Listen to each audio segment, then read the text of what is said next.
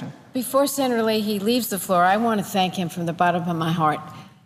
What he has shown is that he can team up in a bipartisan way to help the women of this country avoid needless, senseless, dangerous violence. And I thank you, Senator. And I stand here to support his efforts. The Leahy-Crapo bill is the bill we need to pass. Why? Because it is the bill that includes everyone. We don't want to leave out 30 million people.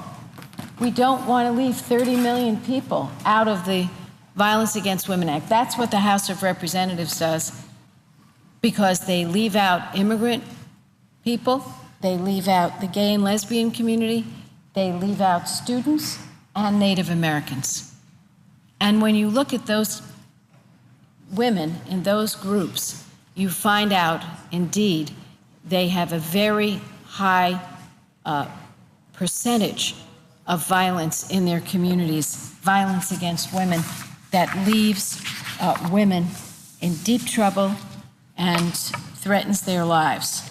So only the Leahy-Crapo bill, only the Senate bill, which passed here with such a great number of votes, can include everyone. So if you take, for example, Christina in my home state of California, whose boss threatened her with deportation unless she complied with his demands for sex, she's not covered in the House bill. This is a woman who is essentially being held hostage by her boss, and he is using his power over her, and she's not covered by the House bill.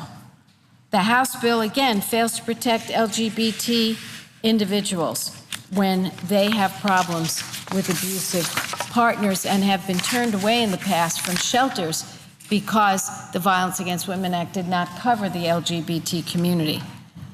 Mika is a student who struggled to get her college to enforce a restraining order against her boyfriend after he assaulted her and stalked her. She shouldn't have had to struggle, and under the Leahy-Crapo Senate Violence Against Women Act, Mika will be covered. Now, then Senator Joe Biden, now Vice President Biden, wrote the Violence Against Women Act. It was a long time ago, Madam President. I was in the House, and I was so honored when Joe Biden came and asked me to carry the House version of the bill. I did that, and I remember being so proud because Joe was such a leader on this, and he had the faith in me to ask me to help him. But I can tell you it was a struggle to get it done. It took several years to get it done, and when I got to the Senate, I watched Joe Biden team up with Senator Hatch, and I helped them on the floor. I was only able to get a portion of the bill passed in the House, so there was a lot more we needed to do, and we did it. So I want to read a statement that Vice President Biden made. Is it today? Today, he just sent it out because it speaks to this issue. He said, 18 years ago today, the landmark Violence Against Women Act was signed into law. It was founded on the basic premise that every woman deserves to be safe from violence, and since its passage, we've made tremendous strides towards achieving that goal. We gave law enforcement and the courts more tools to combat domestic violence and hold offenders accountable. We created a national hotline to direct victims to life-saving assistance, and since VAWA passed, annual rates of domestic violence have dropped by more than 60%. Madam President, it's important to reflect on what Vice President Biden is saying. Because of the Violence Against Women Act, we have seen a drop in the annual rate of domestic violence by more than 60%. And now we are here to say, let's make it even better by including 30 million people who were left out of the bill. So we have more work to do. This is quoting from the Vice President.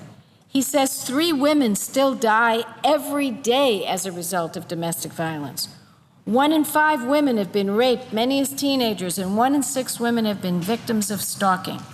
And he writes, while women and girls face these devastating realities every day, reauthorization of a strengthened VAWA languishes. VAWA is just as important today as it was when it first became law, And he writes, I urge Congress to keep the promise we made to our daughters and our granddaughters on that day, that we would work together to keep them safe. So in closing, because I see Senator Coons is here, and we're so happy that he's here to talk on this issue, I feel it's important to note that over 900 groups nationwide have signed a letter in support of a bill that includes these 30 million people, that includes everyone. And we know this law is working. So on today, the 18th anniversary of the Violence Against Women Act being signed into law by Bill Clinton, let's pass legislation and send it to President Obama, legislation that strengthens the law, is bipartisan like the Leahy-Crapo bill, and includes everyone. Thank you so much, and I yield the